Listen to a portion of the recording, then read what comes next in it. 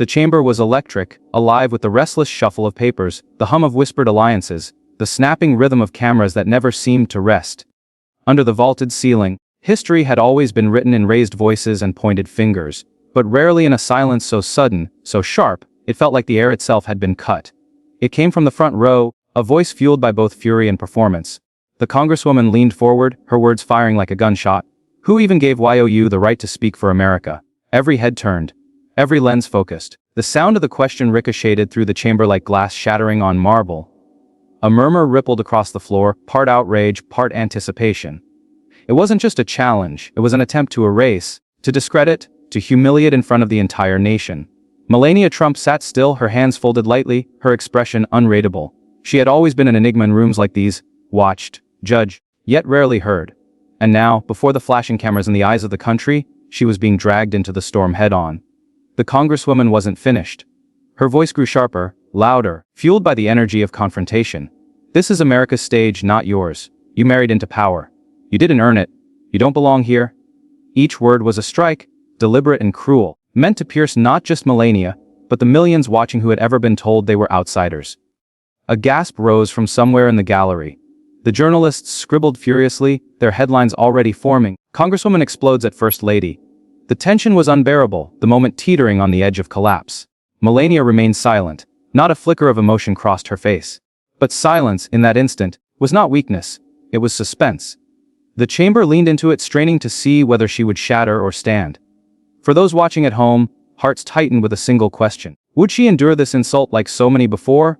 Or would something finally break? The Congresswoman's words still hung in the air, jagged and raw, as if the walls themselves recoiled from them. And then, just as the silence reached its peak, Melania's eyes lifted, steady and unshaken. But no one could have predicted how Melania would respond. Why did this confrontation matter so much? Why did the insult slice deeper than the average political jab that comes and goes with the news cycle? The answer lay in who Melania was, and who the country believed she could never be. From the moment she stepped into the role of First Lady, Melania Trump carried a paradox on her shoulders. She was present, but rarely heard. She stood at the center of American politics, but chose silence more often than the spotlight. Her public image was crafted from restraint, elegant, careful, deliberate. And in Washington, a city addicted to noise, that silence was interpreted as weakness. For years, critics had painted her as ornamental, a quiet accessory in the loudest administration of modern times. They mocked her accent, questioned her origins, treated her immigrant story not as a triumph but as a liability. She had been underestimated, dismissed, and often erased from the narrative of power. To many in that chamber, she was not a voice. They believed she was merely a figure. And yet, that belief made this moment all the more dangerous. Because when someone silent finally decides to speak, their words can echo louder than 1,000 speeches. The Congresswoman knew this. That's why her attack was designed to do more than sting. It was meant to invalidate, to remind the nation of Melania's foreign birth, her outsider status, her supposed lack of legitimacy. It wasn't just personal, it was existential. The subtext was clear: you don't represent us. You never will. But for millions watching, immigrants, first-generation Americans, people who had been told in classrooms or workplaces that they would never be enough. That question cut both ways. Who gets to decide who belongs? Who gets to define Americanness itself? Melania sat at the center of this storm as both a symbol and a human being. Her story was not one of political ambition, but of resilience. She had crossed oceans, adapted to a foreign culture, built a life under relentless scrutiny, and carried herself with a composure that confounded her critics. She didn't need to shout to be noticed. Her silence was its own power. And that's what raised the stakes in this chamber. Because this wasn't just about Melania defending herself.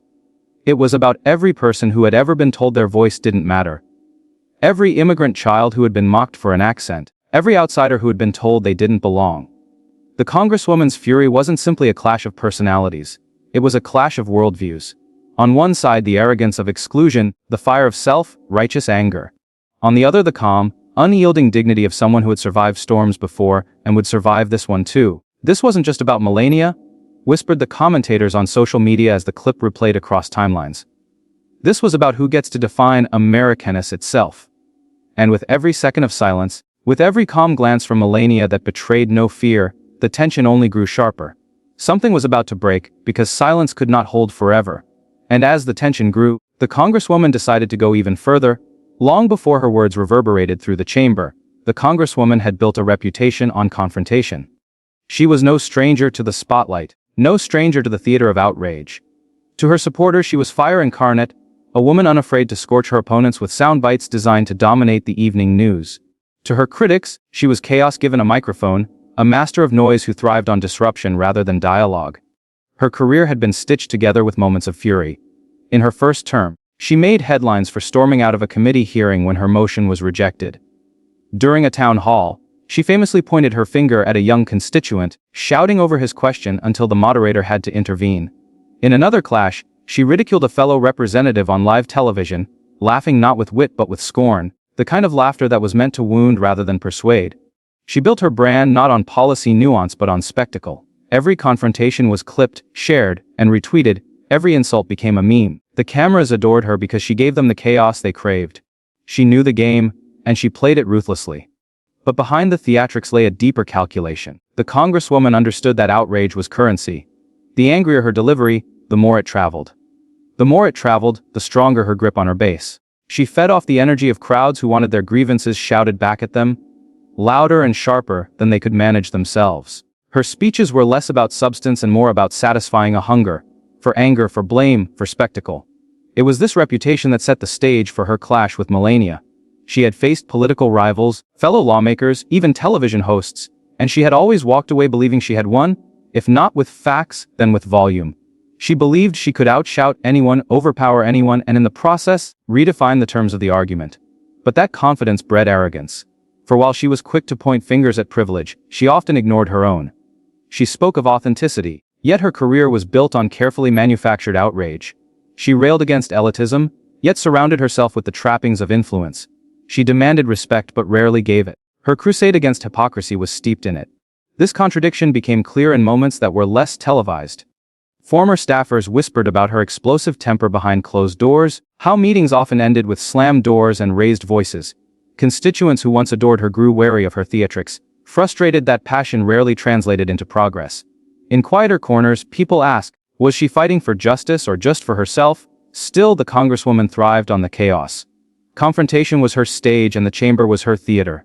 So when she turned her fury toward Melania, she believed she was stepping into yet another performance she could control. After all, Melania was the perfect foil, quiet, restrained, foreign-born, rarely speaking in public. To the Congresswoman, she seemed like easy prey, someone who would wilt under the weight of an insult hurled in front of cameras. But that assumption was her fatal mistake. Because what she didn't understand was that Melania had faced storms far harsher than a raised voice in Washington. She didn't know that Melania's silence wasn't born of weakness, but of survival. She didn't realize that calm could be more powerful than fire, and that composure could be sharper than any insult. The Congresswoman sharpened her words, believing she was about to score yet another victory for the cameras. She leaned forward, ready to deliver the final blow, her expression fierce, her tone sharpened into steel. But while the Congresswoman sharpened her words, Melania carried a secret strength no one was ready for. Long before the world knew her name, before the lights of Washington and the relentless storm of cameras, Melania's story began in a small town nestled in the hills of Slovenia. The streets were narrow, the winters unforgiving, and opportunity was a rare visitor. She grew up in a modest apartment, the daughter of hardworking parents who taught her discipline, humility, and the value of resilience. Her childhood was not marked by luxury, but by the quiet persistence of a family determined to build something better than what they had inherited. She was an outsider even then, dreaming of places far beyond the borders of her small town. She sketched, she modeled, she reached toward a world that told her she didn't belong in its glossy magazines or glittering cities. Each no, she heard only sharpened her determination. Each barrier pushed against her spirit, and yet she endured. That was her first lesson in resilience, the quiet, stubborn refusal to be defined by limitations. When she left Slovenia, she carried with her nothing but ambition and an unshakable willingness to work harder than anyone around her. The modeling industry was ruthless, unforgiving, and often cruel. She walked into casting rooms where her accent drew smirks, where her silence was mistaken for weakness. She endured rejections that might have broken others, but instead she observed. She studied. She learned the power of composure, the strength of saying less and letting actions speak. While others burned brightly and faded, Melania's persistence kept her in the game. When she finally reached America, she stepped into a culture that both dazzled and doubted her. The skyscrapers loomed like monuments to ambition, but the voices that questioned her authenticity were never far away. She was foreign. she was different. And difference, in certain circles, was treated not as strength but as liability. Yet through it all, she adapted with quiet resolve, absorbing the blows and learning to walk taller with each one. It was in America that she would step into the spotlight in a way she had never anticipated. Meeting Donald Trump thrust her into a new orbit, one where politics, wealth, and power collided in an endless storm of media scrutiny. From the moment she appeared by his side, she was judged not as an individual, but as a symbol. Her accent was mocked, her choices dissected, her silence questioned. And yet, through the noise, she never abandoned her own style of resistance grace under fire. While critics shouted, she did not shout back. While the press hunted for a stumble, she offered none. While others scrambled to define her, she refused to define herself in their terms. That very restraint, so often mistaken for weakness, was in fact her shield. In Washington, the role of First Lady has always carried expectations. Some filled it with activism, others with tradition. Melania chose something different.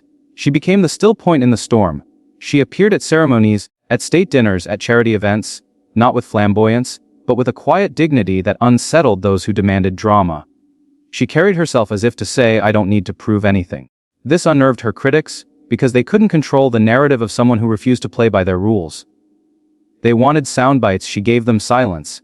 They wanted outrage, she offered poise. They wanted proof of weakness, she revealed only strength. And through it all, she carried the invisible weight of an immigrant's story, one that many in America recognized intimately. The doubts, the ridicule, the constant reminders that you don't belong. Her journey embodied the resilience of millions who had crossed oceans, who had been told to change their names, their accents, their very selves just to fit in. And like those millions, she learned that belonging is not something granted by gatekeepers. It is something earned through survival. So when she sat in that chamber, facing the Congresswoman's thunderous words, she was not just a first lady under attack. She was every outsider who had endured humiliation, every immigrant who'd been told they didn't deserve a seat at the table. She had walked through years of being underestimated, dismissed and mocked. And she had survived without ever raising her voice. That was her secret strength: endurance without bitterness, dignity without surrender. In the chamber, as the Congresswoman's words echoed like arrows meant to pierce, Melania's silence was not emptiness. It was history. It was every insult she had endured, every dismissal she had transcended, gathering in her composure. And it was in that chamber, with every eye locked on her, that Melania's past prepared her for one defining moment. The chamber seemed to vibrate with unease, as if every wall and column absorbed the weight of what had just been said. Yet the Congresswoman, far from retreating, only grew bolder. Her voice cut through the air, sharp and relentless, each word designed to slice deeper than the last. "You sit there in silence because you have nothing to offer," she sneered, gesturing toward Melania with a hand that trembled more from fury than conviction. "You're a product of privilege, not service. You've coasted on a name you didn't earn, on a platform you don't deserve. This chamber belongs to those who fought their way here, not to someone who stumbled into it through marriage." Gasps rippled across the rows. Some clutched their notepads, others exchanged glances heavy with disbelief. The cameras snapped faster, their bursts of light like a storm of tiny explosions. In the gallery, a young staffer whispered, "Did she really just say that?" The words carried a hush overtaking the crowd. Still, Melania did not move. Her hands rested on the table, her posture unchanged, her gaze steady. She absorbed every arrow without flinching, her silence lengthening into something unbearable. It wasn't passive, it was deliberate. Like a chess master refusing to answer a reckless opponent, she let the other woman overextend, exposing weakness with every furious breath.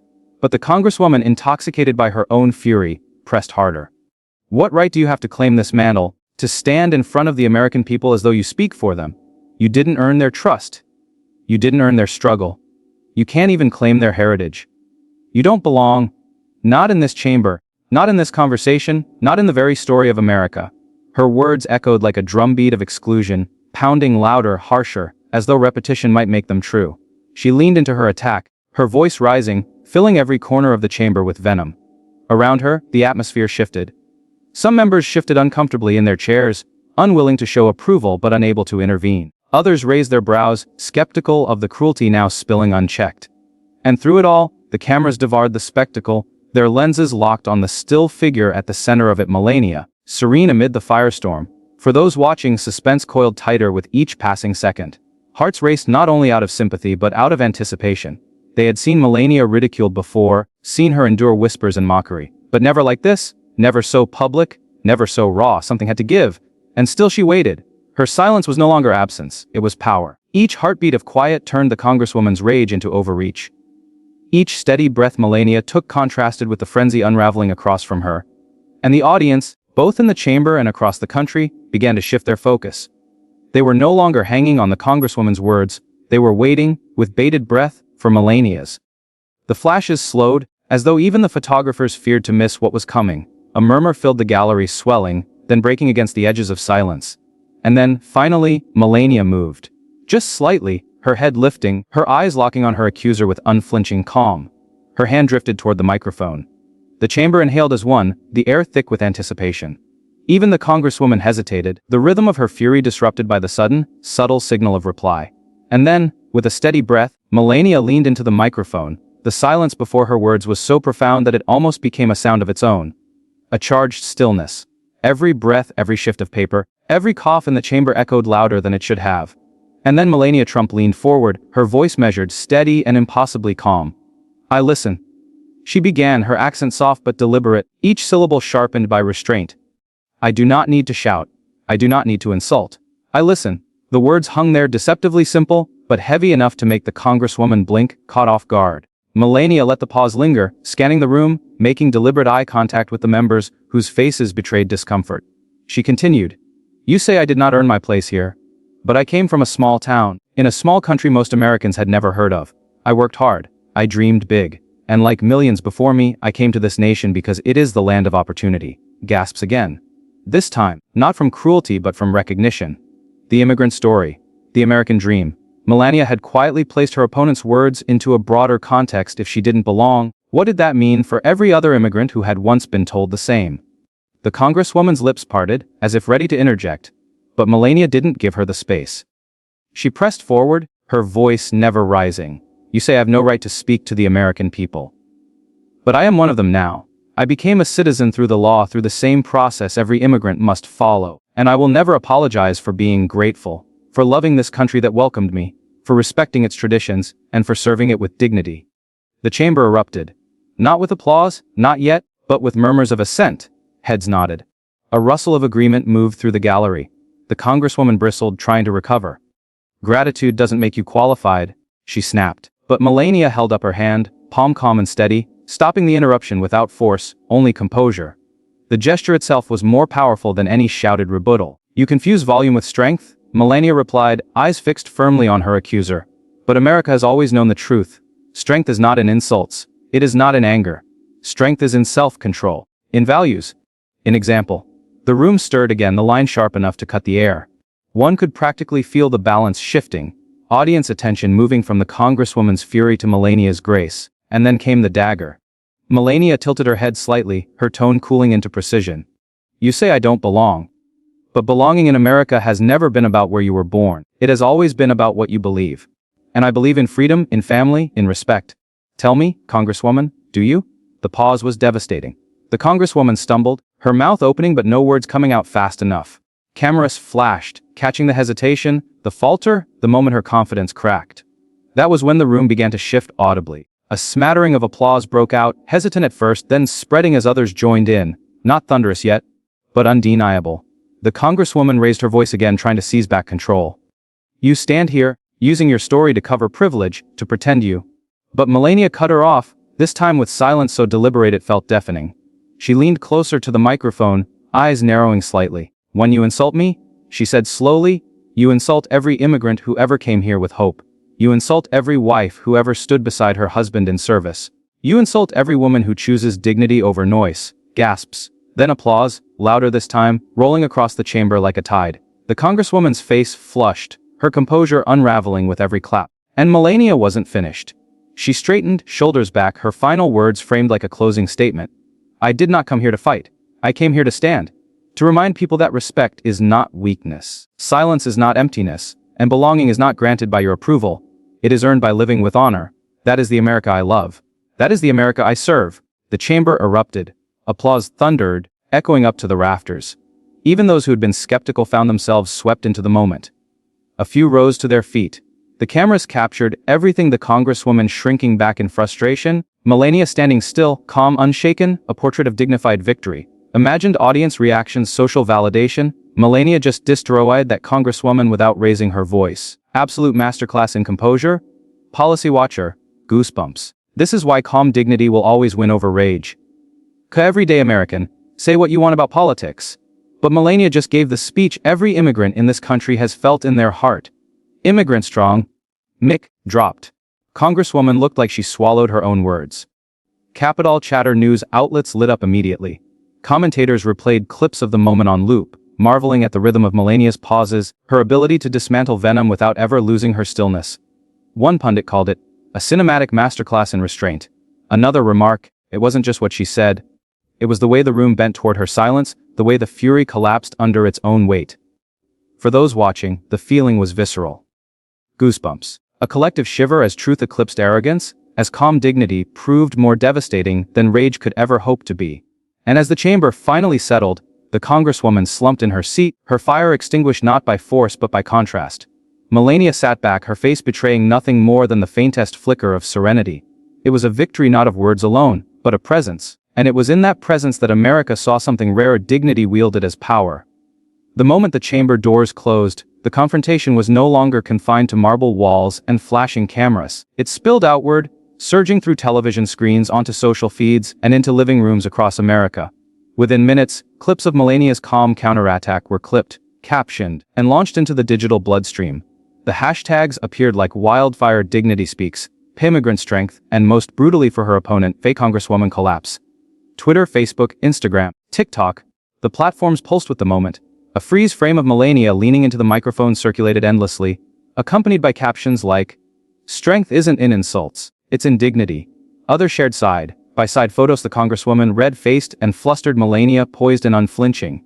The visual contrast was too irresistible to ignore. By nightfall, late-night comedians had already folded the showdown into their monologues. One mocked the congresswoman's failed interruption attempts with a parody skit titled, "How to Lose a Debate in 3 Easy Steps." Another comedian deadpanned, "She brought a flamethrower to the debate and Melania just brought a bucket of ice." The audience roared. Cable news seized the spectacle with familiar framing. Conservative outlets hailed Melania as a model of immigrant resilience, declaring, "Dignity wins. First Lady silences arrogance in Capitol showdown." Progressive commentators, surprisingly, found themselves divided. Some admitted that regardless of politics, the congresswoman's meltdown was self-inflicted. Others tried to shift the narrative, insisting the focus should remain on policy, not personalities. But that nuance drowned quickly beneath the flood of viral reaction. And then came the celebrities. A beloved actress tweeted, "Say what you want about the Trumps, but watching Melania stand in her truth, that's what strength looks like." A Grammy-winning singer posted a video of herself reacting in real time, clutching her chest and whispering, "She ate, left no crumbs." The video racked up millions of views overnight. Not everyone praised, of course. The congresswoman's allies scrambled to spin the moment. They tweeted furiously that Melania was performing sympathy and hiding behind immigrant narratives. Yet each attempt only seemed to fuel more memes. Screenshots of those criticisms were dunked on with captions like, "Imagine getting schooled this badly and still trying to clap back." The split was clear, but the cultural moment tilted undeniably toward Melania. For many immigrant families watching, her words felt like a vindication they rarely saw in politics. Viral TikToks emerged of young immigrants lip-syncing Melania's line, "Belonging in America has never been about where you were born." Tears filled comment sections. One user wrote, "Hearing this as a first-generation kid, I've never felt so seen." Meanwhile, political strategists scrambled to assess the fallout. One op-ed described it as a David vs. Goliath clash where David didn't even need a stone, just composure. Another headline blared, "The showdown that rewrote the rules of public confrontation." Even foreign media picked it up, with European outlets framing it as a homecoming triumph for the Slovenian-born First Lady. Commentators in immigrant-heavy nations remarked that Melania's words carried symbolic power beyond U.S. borders, a reminder that America's promise still echoed to those watching from afar. Back in Washington, whispers of fallout began to circulate. Congressional staffers admitted privately that the congresswoman's credibility had taken a hit. Donors questioned whether her fiery style, once seen as an asset, had finally crossed into recklessness. Rivals smelled blood. And yet Melania remained publicly silent after her speech, offering no victory lap, no further comment. That silence only deepened the aura of her moment, making it clear she didn't need to push the narrative forward. The internet was already doing it for her. By the next morning, the story dominated headlines. Morning talk shows dissected it frame by frame, rewinding Melania's pauses, slowing down the Congresswoman's stumbles. Analysts noted how restraint could sometimes hit harder than rage. Clips of the applause, the gasps, the stillness. It all replayed like highlights from a championship game. For the audience watching at home, there was no escaping the sense that they were part of something larger than a political spat. It felt cultural, generational, even mythic, the quiet immigrant woman standing against the fiery American insider, and somehow, against all expectations, the quiet voice winning the night. And yet beneath the celebration, a deeper question began to form. Some journalists asked it directly, while others hinted at it in op-eds. The confrontation wasn't just about Melania or the Congresswoman, it symbolized something bigger. In an age where politics increasingly resembled entertainment, where outrage was currency and viral clips shaped reputations, what did it mean that dignity, calmness, and restraint had just gone viral? In the days that followed, the noise of politics churned on as it always does. Headlines replaced, scandals recycled, outrage repackaged. Yet Melania's words did not dissolve into that endless cycle. They lingered. They replayed. They resonated. What made her counterattack so unforgettable was not its sharpness, but its stillness. In a chamber built on noise, she had chosen silence until the precise moment her truth was ready. And when it arrived, it carried a weight no insult could undo. Her words reframed the entire confrontation, lifting it out of the petty exchange of jabs and planting it firmly in the soil of American values. For those who had ever been told they did not belong, for their accent, their skin, their birthplace, Melania's voice became a mirror. She reminded them that America's strength had never been forged in sameness, but in the courage of those who brought different beginnings into one shared story. Dignity, she showed, is not weakness. It is the strongest rebuttal of all. The lesson stretched beyond politics. Parents replayed the clip for their children, explaining that calmness does not mean passivity, and that respect does not mean surrender. Teachers brought it into classrooms as an example of how restraint can outshine rage. Faith leaders cited it in sermons, pointing to her poise as a living parable when arrogance burns. Dignity does not need to strike back, it simply stands, and the fire exhausts itself. Even skeptics who disagreed with her politics found themselves pausing. They recognized that in that moment, Melania had transcended partisan labels. She had spoken not as a first lady, nor as a political spouse, but as a human being refusing to be diminished. That refusal carried an energy that could not be spun or shouted down. And in a political age addicted to spectacle, her restraint became its own form of spectacle. Rare, almost alien, and all the more powerful because of it. She had reminded the nation that truth is not always loud, and that the loudest voice is not always right. The universal takeaway was clear: dignity is the language that transcends anger. It speaks across divides, across borders, across time. It does not crumble under insult, nor does it need to match volume with volume. It simply holds, steady as stone, until arrogance wears itself out. As the chamber's echoes faded and the media frenzy shifted to its next story, one message lingered far beyond Washington. It whispered through immigrant households, reverberated in classrooms, and lived in the timelines of millions that the quiet strength of dignity will always outshine the arrogance of rage. Her first true face-off had been more than a clash of personalities. It was a reminder that strength does not always roar, it can whisper and still shake the walls of power. In that chamber before flashing cameras and restless critics, Melania Trump proved that you don't need to match fury with fury. You can hold your ground, and in doing so, let arrogance defeat itself. That's why this moment matters. Not because it was another headline in Washington, but because it showed that calm dignity has the power to silence storms. Her critics had expected hesitation, fragility, maybe even retreat. What they got instead was composure so unbreakable that even insults lost their sting. And here's where it becomes bigger than one person, bigger than one confrontation. This is about all of us. Anyone who's ever been underestimated, dismissed, or told they don't belong. Melania's quiet defiance stands as a reminder you already hold the power. You don't need to shout to be heard. You don't need to fight to be strong. Sometimes, the quietest voice carries the loudest echo. So if you believe that dignity will always outshine arrogance, hit subscribe and join us for more stories that prove it. Share this video with someone who's been underestimated. Someone who needs to be reminded that their strength isn't measured by how loudly they speak, but by how firmly they stand. Because in the end, it wasn't just Melania's moment. It was a testament to the timeless truth that grace endures, truth prevails, and dignity always wins.